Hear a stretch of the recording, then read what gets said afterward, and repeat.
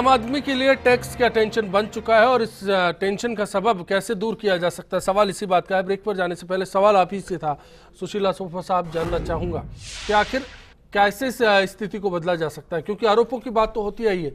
आप आरोप लगाएंगे अनिल जी की पार्टी पर, अनिल जी आपकी पार्टी पर आरोप लगा देंगे गहलोत ने ऐसा किया, राजे ऐसा कर रही है, मोदी ऐसा कर रहे हैं, लेकिन इसका रास्ता क्या है? अगर आज राजस्व की कमी है, केंद्र फंड्स में कटौती करता है, तो फिर कैसे जुटाया जा सकता है पैसा? देखिए साहब, पॉलिटिकल पार्टी से आया हूं तो आपने बहुत अच्छे तरीके से एकेडमिक बात शुरू की है ना, मैं पॉलिटिकल जवाब नहीं दूंगा, एक लाइन बोल के एकेडमिक की बात करूंगा। वो ये कि मोदी जी हो या वसुंधरा जी हो, इन्होंने सत्ता प्राप्त करने के लिए जनता को जो सपने दिखाए और जनता का इमोशनल बुखार 120 डिग्री पहुंचा दिया, जिसके डॉक्टर ये थे नहीं कि 105 डिग्री हो तो 100 पे ला सकते हैं, वो बुखार अब उतर नहीं रहा है। तो ये गलती है इनकी लोकतांत्रिक। अब पॉइंट वाली बात, पॉइंट पे ये इनकी लोकतांत्रिक गलती, इनको तो 3 साल सताएगी। इन्होंने सपना दिखाया, इनकी गलती है। लोगों ने कह दिया कि जो गहलोत का हुआ वो कहीं ना कहीं मौजूदा सरकार का हो जाएगा। आरोप लगाया, लोगों ने कहा कि जो कांग्रेस का हुआ, लेकिन मैं उस पर जवाब नहीं चाहता। मैं ये कह रहा हूं, आपको रास्ता क्या लगता है इस हालत में? टैक्स की बात देखिए, 2-3 चीजें बड़ी, टैक्स में भी ट्रांसपेरेंसी होनी चाहिए बातचीत में। एक छोटा सा उदाहरण दूंगा मैं। इन्होंने कहा ना जन कल्याणकारी विकास, ये वो काफी सारी बात। प्रधानमंत्री ग्राम सड़क योजना है एक, उसी से आपको क्लियरिटी हो जाएगी। उसमें 75 पैसे प्रति लीटर डीजल पे सेस उगाया जा रहा है सन 2000 से, और एक एक्ट के थ्रू पीएमजीएसवाई के लिए एक्ट बना हुआ है, और उस 75 पैसे का पूरा कलेक्शन होता है सेंट्रल गवर्नमेंट के पास, और वो 100% सब्सिडी देते हैं स्टेट्स को पीएमजीएसवाई में उनके द्वारा सैंक्शन सड़कों पे। क्लियर? हर साल जितनी सड़कें बची हुई हैं, नॉर्म्स बदलते रहते हैं। इस साल तक आपकी 1500 आबादी की हो गई, इसी स्टेट को दे दो, 1000 आबादी हो गई, 500 आबादी हो गई। जैसे राजस्थान है तो अब 250 आबादी वाले चल रहे हैं।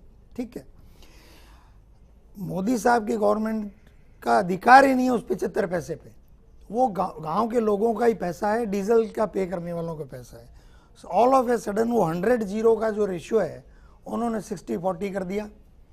अब राजस्थान का ही ले लो, क्योंकि जो डेवलपमेंट होता है ना सर, आप कहना चाह रहे हैं जिस मद के लिए पैसा जुटा रहे हैं उस मद के लिए खर्च नहीं कर रहे। बात मैं आपको समझा नहीं पाऊंगा, इसलिए प्लीज मुझे आप आधा मिनट और दीजिए।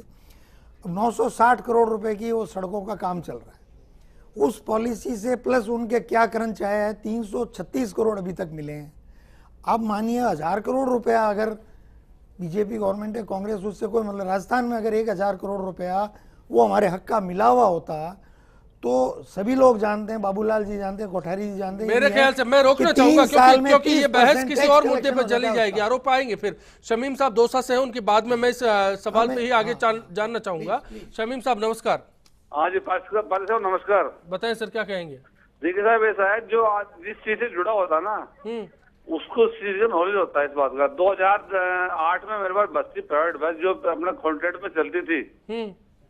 तो सर जी उसका जो कंडक्टर होता था ना जी, कॉन्ट्रैक्ट बस का जो कंडक्टर होता था वो यानी ड्राइवर को कम से कम 300 रुपए अलग से देता था गाड़ी ऑफ होने के बाद में। एक बात, और दूसरी बात जो सरकारी रोडवेज है ना जी, उसका ड्राइवर अगर गाड़ी मतलब जाके वजह वापसी रिटर्न होती ना डिपो के लिए, सर जी कम से कम 450 रुपए लेके जाता था ड्राइवर। तो आप ये सोचिए, बिल्कुल आपने करप्शन का जिक्र किया है, और ये करप्शन क्या राजस्व की घाटे की जो है खाना पूर्ति कर सकता है, ये एक बड़ा सवाल है। इस बीच में विदेशी फंडिंग वाली कुछ स्कीम्स का हवाला देना चाहूंगा।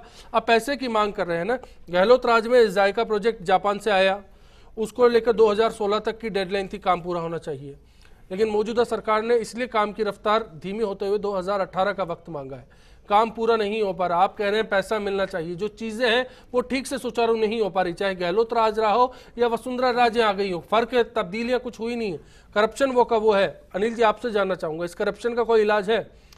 ये लीकेज है सबसे बड़ा, इसको कैसे काबू करेंगे? टैक्स तो आप लगा देते हैं आम आदमी पर। देखिए, करप्शन का इलाज तो आम जनता को और सरकार को और सभी को मिलके ढूंढना पड़ेगा। इलाज को ऐसा नहीं है कि किसी के पास ऐसी कोई दवा होगी छिड़क दी जाएगी तो सपना corruption आपने खत्म हो दिखाया जाएगा। 120 डिग्री का, जैसा कि नहीं, नहीं, सुशील जी ने बिल्कुल, कहा, नहीं, बुखार नहीं, चढ़ा दिया। बिल्कुल नहीं इलाज चढ़ाया, 100 कोई- डिग्री का नहीं है।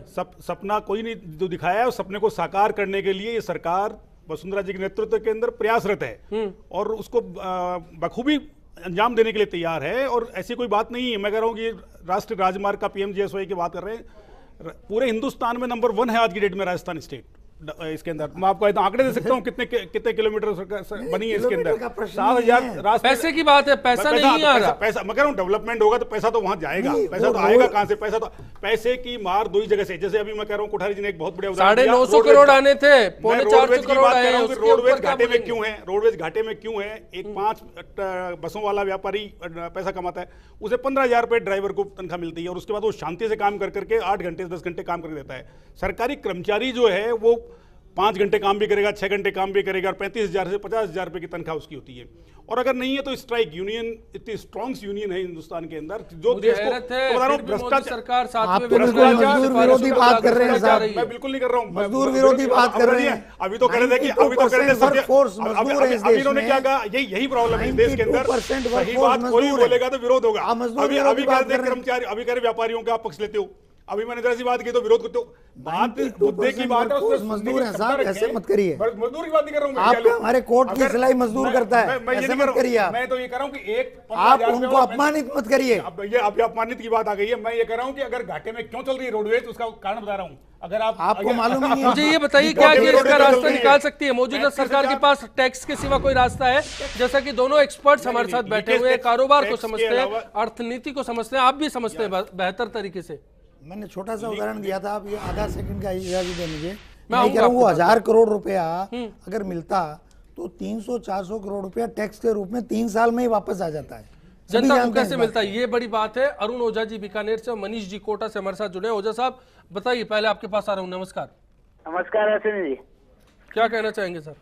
सर इस डिबेट में मेरे एक बात कहनी है। जहाँ सर विकास के नाम पर 1 रुपया खर्च होता है ना, तो उसमें से 65 पैसे सिर्फ विकास पे खर्च हो रहे हैं, 35% भ्रष्टाचार की भेंट चढ़ जा रहे हैं सर। ये अगर ये पैसा सरकार रोक देगी 65% भ्रष्टाचार के ऊपर से, तो जरूर ग्रांटेड ये कर्जा उतरेगा राजस्थान पर। बहुत बहुत धन्यवाद आपका। मनीष जी आप क्या कहेंगे? हाँ जी सर, मैं ये पूछना चाहता हूँ सुशील जी से जी कि जब पूर्व में जो गहलोत सरकार थी, इन्होंने जो बीपीएल में कम्बल और साड़ियों के 1500 रुपए बांटे थे, उनका इनके पास कोई हिसाब है क्या कि भाई वो पैसा वाकई में कम्बल और साड़ी के लिए खर्च हुआ है?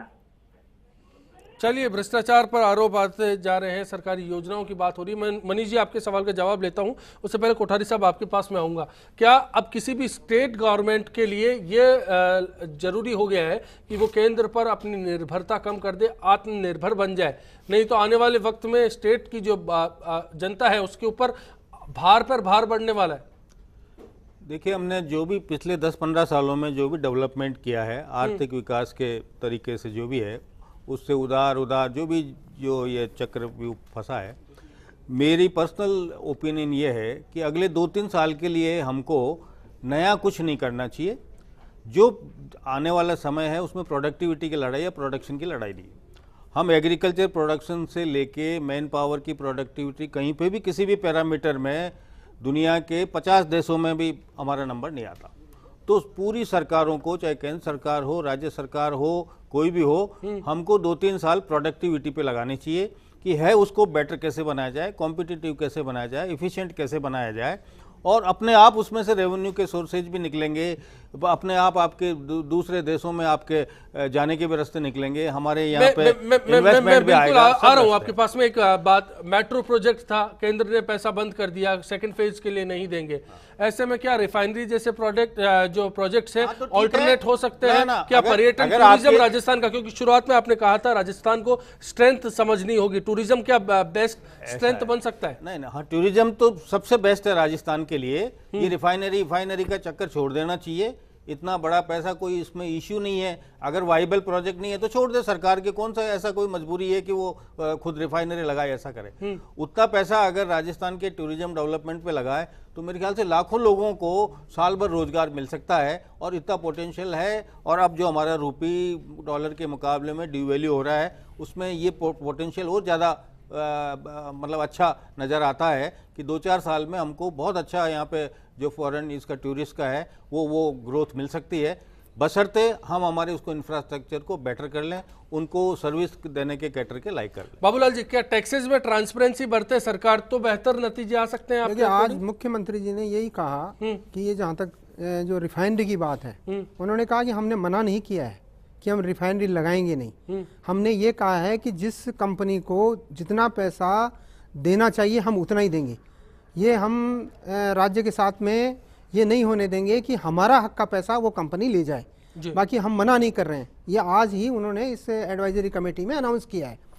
नंबर 2, जो आप बता रहे हैं कि टैक्स की बात, देखिए टैक्स को बढ़ाना कोई किसी भी चीज़ का कोई समझ लीजिए समाधान नहीं है। टैक्स कभी बढ़ा करके आप आज से लेकर के, इवन चाणक्य ने भी अपनी इस बात में कह दिया था कि कोई टैक्स को बढ़ाना कभी भी किसी स्टेट को संबल नहीं दे सकता। टैक्स ऐसा ही होना चाहिए जो आदमी भोग सके और वो आराम से उसमें अपनी ज़िंदगी गुजार बसर कर सके। टैक्स को नॉर्मल रखो, इवेजन रोको, और इवेजन जितनी पारदर्शिता लाओ, पारदर्शिता की अभी भी बहुत कमी है, पारदर्शिता नहीं है।